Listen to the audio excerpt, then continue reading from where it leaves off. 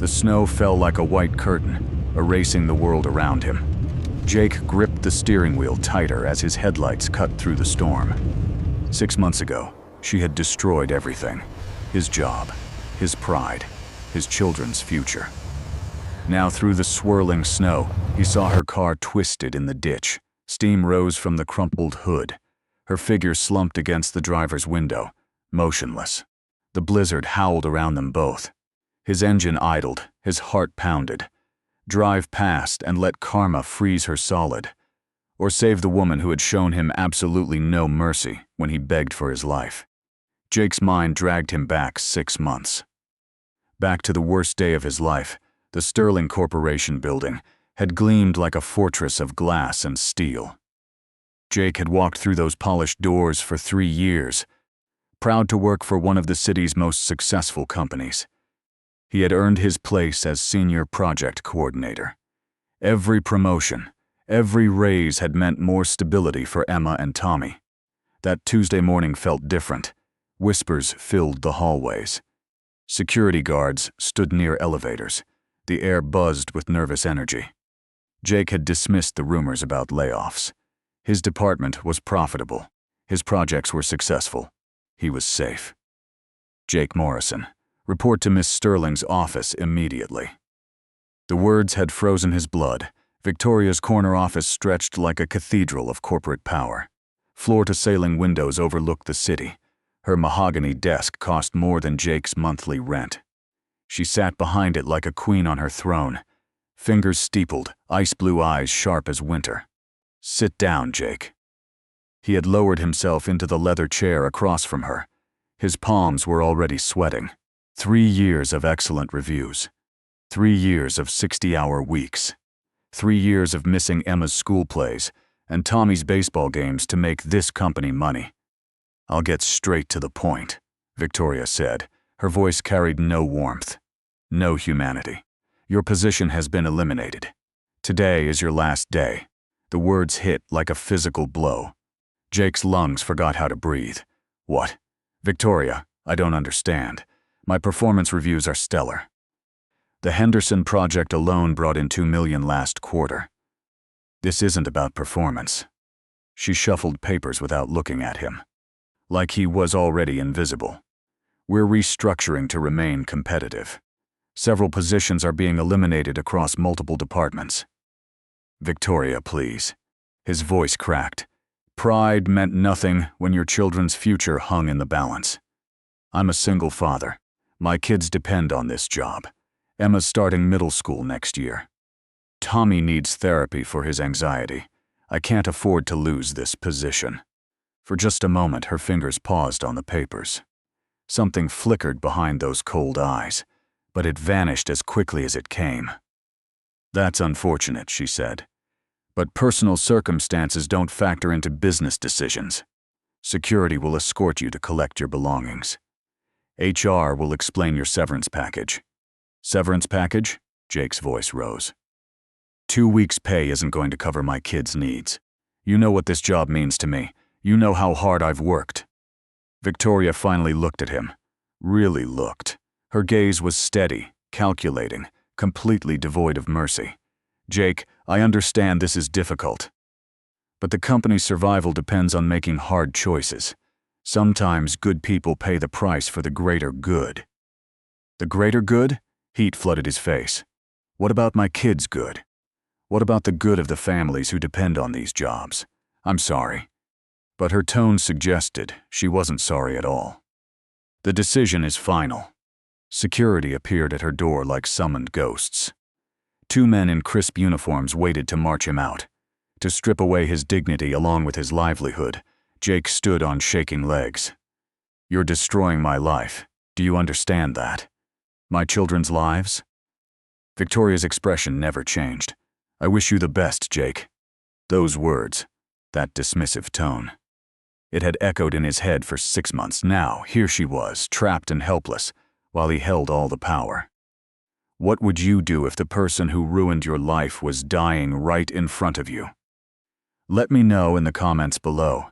Jake's hands clenched the steering wheel until his knuckles turned white. The memory of her cold dismissal burned through him like acid. But Emma's voice echoed in his head from that morning. "Daddy, you always help people who need help.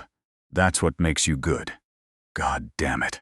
He slammed the truck into park and grabbed his emergency kit from behind the seat.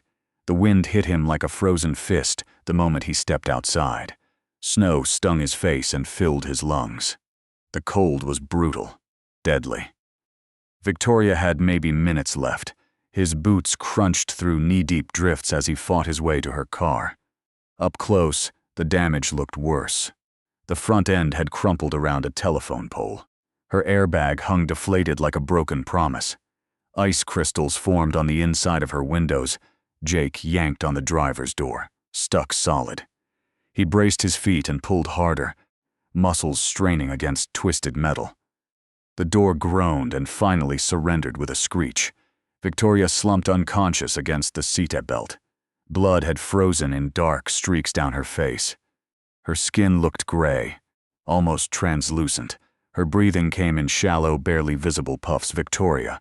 He shook her shoulder. "Nothing. Victoria." Her eyes fluttered open.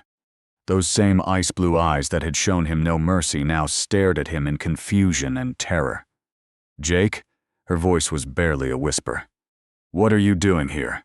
Saving your ungrateful life." He reached across her to unbuckle the seatbelt.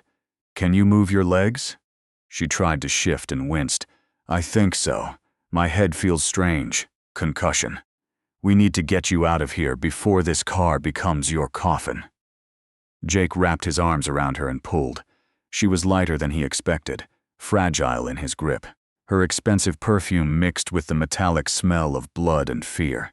He half carried, half dragged her through the snow toward his truck. The storm had gotten worse. Much worse. Wind howled like a living thing. Snow fell so thick he could barely see his own vehicle. The road had completely disappeared under white drifts. He boosted Victoria into the passenger seat and cranked the heat to maximum. She shivered violently, her teeth chattering like broken glass. "My phone," she gasped. "I need to call someone." Jake checked his own phone. No signal. The towers were probably down. He tried the radio for emergency broadcasts, but only static filled the cab. "No one's coming," he said grimly. "Not until this storm passes." The reality hit them both. They were trapped together, miles from town, no rescue coming. Just the two of them in his small truck, while nature tried to kill them both. Victoria pulled his emergency blanket around her shoulders. Blood still trickled from the cut on her forehead. She looked nothing like the powerful executive who had destroyed his life. She looked human, vulnerable, afraid. "Thank you," she whispered, "for stopping, for helping me." Jake stared straight ahead at the white wall of snow surrounding them. "Don't thank me yet. We might both die out here." The wind rocked his truck like it was made of paper. Outside, the world had become a frozen wasteland. Inside, the warmth felt precious and temporary. The engine would only run so long before the gas ran out. They sat in uncomfortable silence. Two people who hated each other, now dependent on each other for survival. Should Jake trust the woman who betrayed him? Drop a comment and let me know what you think happens next. The night was going to be very, very long. Hours crawled by like wounded animals. The storm showed no mercy. Snow piled against the truck windows until they sat in a white tomb. Jake ran the engine in intervals to save gas, but the cold crept in during the silent moments. Death waited just outside their fragile bubble of warmth. Victoria had stopped shivering. The bleeding had slowed to a trickle. But she kept glancing at Jake with something that looked almost like guilt. "Your children," she said finally. Her voice cut through the howling wind. "How old are they?" Jake's jaw tightened. "You don't get to ask about my kids. I'm just trying to understand." "Understand what?" He turned to face her, anger flashing in his eyes. "You didn't care about understanding 6 months ago when I begged you to reconsider." Victoria flinched like he'd slapped her. "You're right. I didn't ask then. I should have." The admission hung between them. Jake stared at her perfect face, now marked with blood and vulnerability. She looked nothing like the Ice Queen who had destroyed his world. Emma's 12, he said quietly. Tommy's 9. They've moved schools 4 times because I keep losing jobs and can't make rent.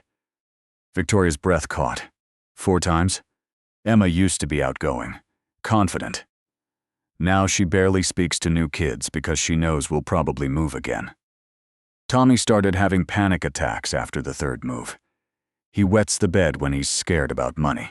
Each word hit Victoria like a physical blow. Her hands twisted the emergency blanket into knots. The night you fired me, Jake continued, his voice raw with pain. I had to explain to my kids why Daddy came home early crying. Emma asked if we were going to be homeless. Tommy asked if it was his fault because his therapy costs too much money. Oh God. The words escaped as barely a whisper.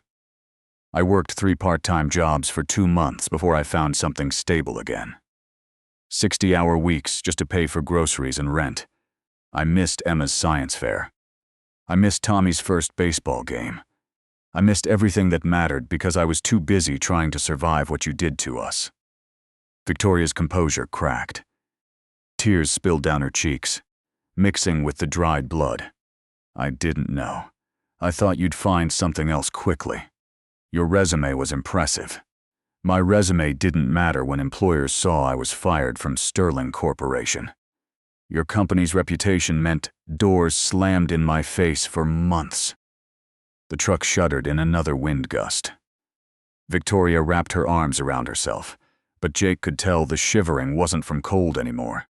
I kept their pictures, she said so quietly he almost missed it. What? Emma and Tommy, you had their pictures on your desk.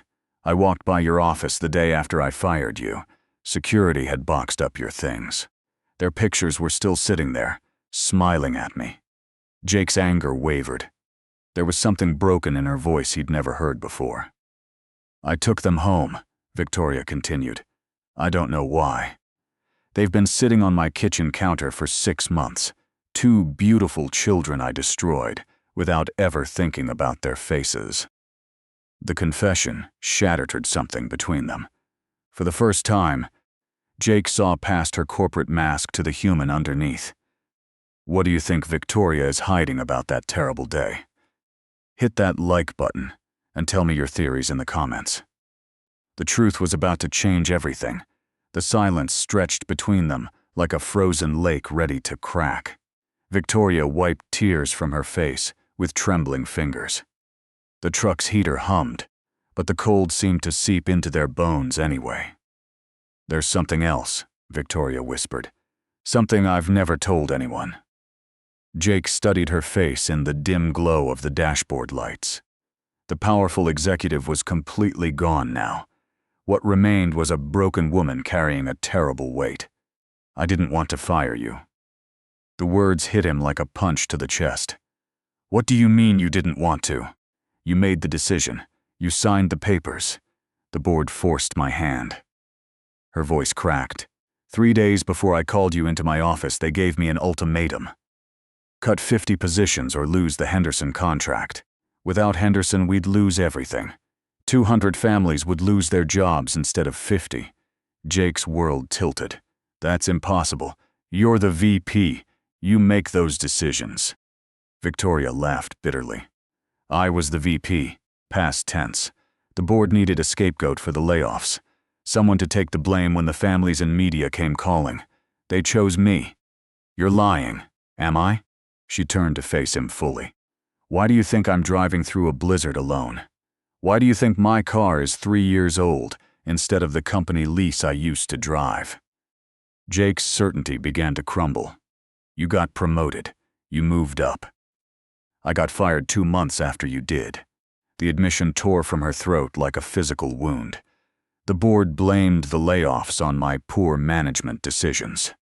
They painted me as the heartless executive who destroyed lives for profit. I became unemployable overnight. The truck seemed to shrink around them. Jake's mind raced, trying to process this revelation. I had your file, Victoria continued. I knew about your kids. I knew about your ex-wife leaving. I knew you were barely keeping your head above water. That's exactly why the board chose you for the list. What do you mean? Single fathers are less likely to sue, less likely to fight back. They're too busy trying to survive. Her voice dripped with self-hatred. I was given a list of 50 names. Yours was highlighted in red. Start with Morrison, the chairman said. Make an example. Jake felt sick. You could have refused. I tried. Tears flowed freely now. I spent 3 days looking for alternatives. I offered to take a pay cut. I offered to eliminate my entire department. They told me to follow orders or join the unemployment line with everyone else. The weight of her confession settled between them like a third passenger in the truck. I should have quit, Victoria whispered. I should have walked away instead of ruining your life to save my own career. But I was a coward. I chose the 50 people I thought could survive it best. 50 people like me, 50 people like you. She stared at her hands. Strong, capable. The ones I thought would land on their feet while others couldn't. I told myself I was saving the weaker employees. The truth is, I was just saving myself. Jake's anger, his righteousness, his clear sense of right and wrong, all of it cracked and crumbled. The woman he'd hated for 6 months wasn't the villain he'd imagined. She was just another victim of the same system that had destroyed him. They threw you under the bus too, he said quietly. Completely. Victoria's laugh was hollow. I became everything I'd always fought against. The corporate monster who values profit over people. Except I never valued profit. I just valued my own survival. Everything Jake thought he knew was wrong. Can you believe this twist? Comment below if you saw this coming or if you're as shocked as Jake. The storm outside was nothing compared to the one brewing in his heart. The gas gauge needle touched empty. Jake turned off the engine with shaking hands. The sudden silence felt like death creeping into their metal sanctuary. Without the heater, the cold would claim them within hours. How long do we have? Victoria's voice was barely audible. Not long enough. Jake pulled every blanket and jacket from behind the seat. We need to share body heat. It's the only way. Victoria nodded without protest. Survival trumped everything now, even the awkwardness between them. Jake spread the blankets across the bench seat and gestured for her to lie down. She curled against the passenger door, her body already trembling from more than just emotion. Jake hesitated, then slipped under the blankets beside her. The truck cab forced them together. Her back pressed against his chest, his arms wrapped around her shivering form. I can't feel my fingers, she whispered. Jake pulled her closer, sharing his warmth. Her expensive perfume had faded, replaced by something more human, more real. Better? She nodded against his chest. For the first time in 6 months, they weren't boss and employee. They weren't destroyer and victim. They were just 2 people trying not to die. I think about you every day, Victoria said suddenly. Her voice was muffled against his jacket, not just the guilt. Something else. Jake's breath caught. What do you mean, that day in my office? When you begged me to reconsider. The way you talked about your children. The way your voice broke when you said their names. She turned slightly in his arms. I'd never seen a man love that deeply. Love that selflessly. The confession hung between them like a dangerous secret. My ex-husband never fought for anything. Not for me. Not for our marriage. Not even for himself when the cancer came. Her words came faster now, like a dam breaking. But you would have done anything to protect your kids. Even humiliate yourself in front of the woman who held your future. Jake felt her tears seep through his shirt. Victoria. I went home that night and cried for 3 hours. Not because I felt guilty, because I was jealous of those children. Jealous that someone could love them the way you do. The truck felt impossibly small. Her body fit against his like they were made for this moment. Jake became aware of every breath, every heartbeat, every place their bodies touched. I thought about calling you, she continued. 100 times. I drove past your apartment building twice.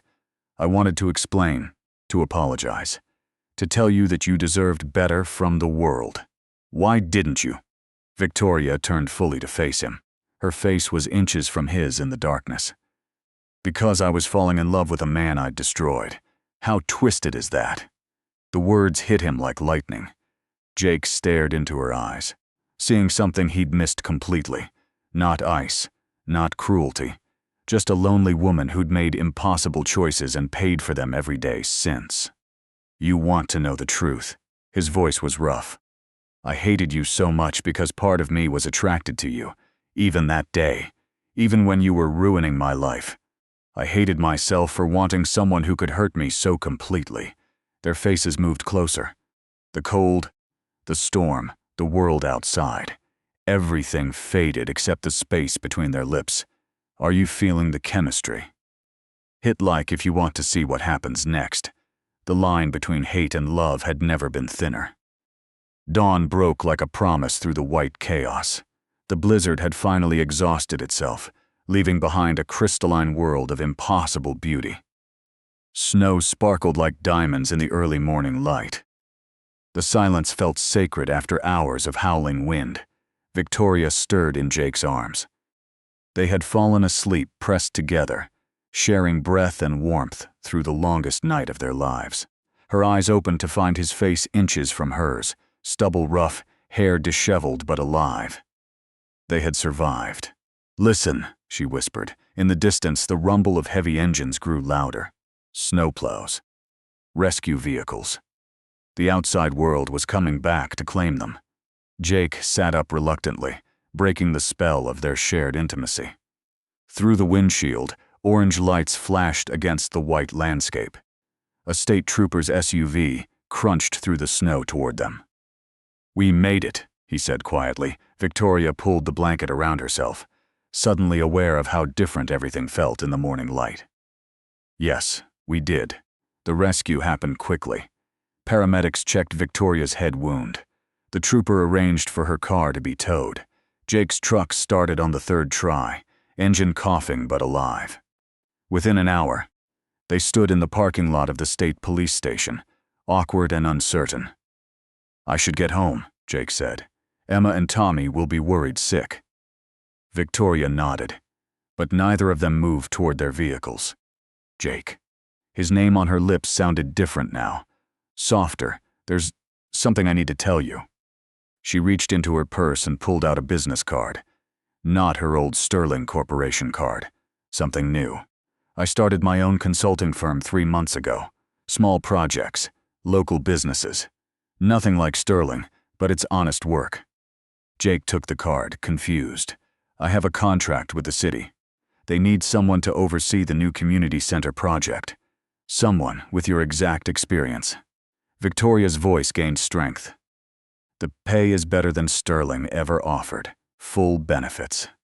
Flexible schedule so you never miss another school event. Victoria, I can't just. It's not charity, she said firmly. You're the best project coordinator I ever worked with. I need someone I trust. Someone who understands what really matters. Jake stared at the card. Why are you doing this? Victoria stepped closer. The morning light caught the gold flecks in her eyes. Because last night I realized something. I've spent my whole career climbing ladders and building walls. But you build homes. You build security for people you love. You build something that actually matters. Her hand touched his cheek gently. I want to learn how to build something that matters too. Jake's heart hammered against his ribs. What are you saying? I'm saying, I don't want last night to be the end of our story. I want it to be the beginning. Victoria's voice trembled with hope and fear. I know I have no right to ask. I know I destroyed your trust, but maybe we could rebuild it together. Jake thought about his children, about the fear and uncertainty that had dominated their lives for 6 months, about Emma's shy smile and Tommy's anxious questions, about the chance to finally give them stability. But more than that, he thought about the woman in his arms last night, not the corporate ice queen, the real Victoria, broken and beautiful and brave enough to admit her mistakes. One condition, he said. Anything. Sunday dinner, every week. You, me, Emma, and Tommy. We build this slowly. We build it right. Victoria's smile could have melted the remaining snow. I'd love that. If this story touched your heart, make sure to subscribe for more emotional journeys like this one. And tell me in the comments, do you believe people can really change? Jake pulled her close as the winter sun climbed higher. Sometimes the worst storms led to the most beautiful mornings. Sometimes the people who hurt us most are just waiting for someone to help them heal. Their second chance had begun.